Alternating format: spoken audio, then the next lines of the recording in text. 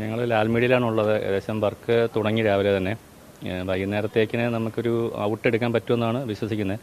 റെൻഡറിങ്ങിന് ഇടണം, അതാണ് അതിൻ്റെ മെയിൻ കാലതാമസം. അപ്പം വൈകിട്ടത്തിന് ഒരു ഔട്ട് എടുത്ത് നാളെ രാവിലെ തന്നെ റീസൺസ് സബ്മിറ്റ് ചെയ്യാൻ പറ്റും എന്ന രീതിയിലാണ് ഇപ്പം വർക്ക് മൂവ് ആയിക്കൊണ്ടിരിക്കുന്നത്. നേരത്തെ പോലെയല്ല, ഇപ്പം അവർ പറഞ്ഞിരിക്കുന്നത് നമ്മുടെ സിനിമ കൂടാതെ നമ്മൾ എവിടെയാണോ ചേഞ്ചസ് വരുത്തുന്നത്, ബിഫോർ ജാനകി എങ്ങനെയായിരുന്നു അതങ്ങനെയും പ്ലസ് ആഫ്റ്റർ ഇപ്പോൾ നമ്മൾ ചെയ്യുന്ന ചേഞ്ചസ് എന്താണോ അതിൻ്റെ സെപ്പറേറ്റ് വീഡിയോ ടൈം കോഡ് സേതം കൊടുക്കാനും പറഞ്ഞിട്ടുണ്ട്. അപ്പോൾ അതിൻ്റെ ഒരു വർക്ക് കൂടെ നടക്കുന്നുണ്ട്. പ്ലസ് പറഞ്ഞ പോലെ ജാനകി വി എന്നുള്ള ടൈറ്റിൽ മാറ്റേണ്ട ഒരു പരിപാടിയുണ്ട്, അത് VFX നടന്നുകൊണ്ടിരിക്കുകയാണ്. അപ്പോൾ അതോടെ വരുന്നതനുസരിച്ച് ഇപ്പോൾ നമ്മളിവിടെ സൗണ്ടിൻ്റെ വർക്കാണ് ചെയ്യുന്നത്. വൈകിട്ടത്തെ നമുക്ക് കൊടുക്കാൻ പറ്റുമെന്നാണ് നമ്മൾ കരുതുന്നത്. വൈകിട്ട് റെൻഡർ ചെയ്ത് ഔട്ട് എടുത്ത് നമുക്ക് നാളെ രാവിലെ റീസെൻസറിന് കൊടുക്കാൻ പറ്റുമെന്നാണ് കരുതുന്നത്.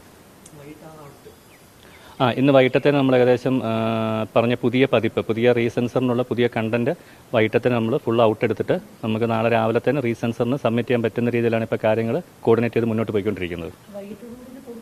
തീർച്ചയായിട്ടും വൈകിട്ടോടുകൂടി ഏകദേശം കാര്യങ്ങളെല്ലാം പൂർത്തിയാവും. കാരണം എല്ലാവരും ഉണ്ട്, എല്ലാവരും ഒറ്റക്കെട്ടായിട്ട് തന്നെ എത്രയും പെട്ടെന്ന് പരിപാടി തീർക്കാനായിട്ടുള്ള ശ്രമത്തിലാണ് ലാൽമീഡിയയിൽ.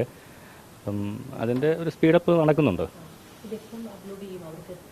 ഇന്ന് രാത്രി തന്നെ അപ്ലോഡ് ചെയ്യും. ഇന്ന് രാത്രി നമ്മളൊരു ഏകദേശം ഒരു 6 മണി 7 മണിയാകുമ്പോൾ നമുക്ക് റെൻഡർ ചെയ്ത് സ്റ്റുഡിയോയിൽ നിന്ന് ഔട്ട് കിട്ടിയാൽ 8 മണിയാകുമ്പോൾ നമുക്ക് അപ്ലോഡ് ചെയ്ത് കഴിഞ്ഞാൽ 10-10:30 ആകുമ്പോൾ അപ്ലോഡ് ചെയ്ത് നമുക്ക് നാളെ രാവിലെ തന്നെ അവരെ കാണിക്കാൻ പറ്റുമെന്നാണ് വിശ്വാസം.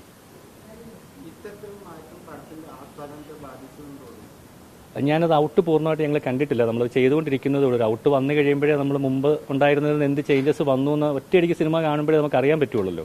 ഇപ്പം നമ്മളും ഈ പറയുന്ന പോലെ പുറമേ നിന്ന് കാണുന്ന ഇത്ര ഏരിയയിൽ ചെറിയ ചേഞ്ചസ് വരുന്നുണ്ട്.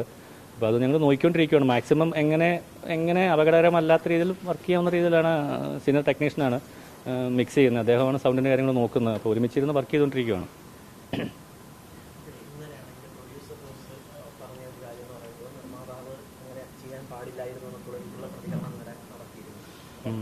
അതുപോലെ തന്നെ നിങ്ങളെ ഭീഷണിപ്പെടുത്തിയതുകൊണ്ട് നിങ്ങൾ വഴങ്ങിയതാണെന്നാണ് പറഞ്ഞത്. അപ്പം അതിനെന്താ പറയുന്നത്? ഇല്ലേ, ഉണ്ണികൃഷ്ണൻ സാർ ഇന്നലെയും മിനിഞ്ഞാന്നും എല്ലാ സമയം എന്നെ വിളിക്കുന്നുണ്ട്, സംസാരിക്കുന്നുമുണ്ട്.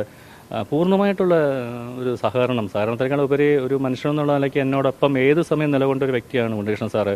ഈ ഒരു വിഷയം ഇത്രയും സമൂഹത്തിലേക്ക് ഉയർത്തിയെടുത്തുകൊണ്ട് വരാൻ ഇങ്ങനെ മീഡിയ സപ്പോർട്ട് പോലും കിട്ടാനും എല്ലാം കാരണമായത് ആ സംഘടനയും ഉണ്ണികൃഷ്ണൻ സാർ അടങ്ങുന്ന ആൾക്കാർ തന്നെയാണ്. അപ്പം എനിക്കറിയില്ല, ഞാൻ അങ്ങനെ ഒരു സംഭവം ശ്രദ്ധയപ്പെട്ടിട്ടില്ല, എന്നോട് അങ്ങനെ സംസാരിച്ചിട്ടുമില്ല.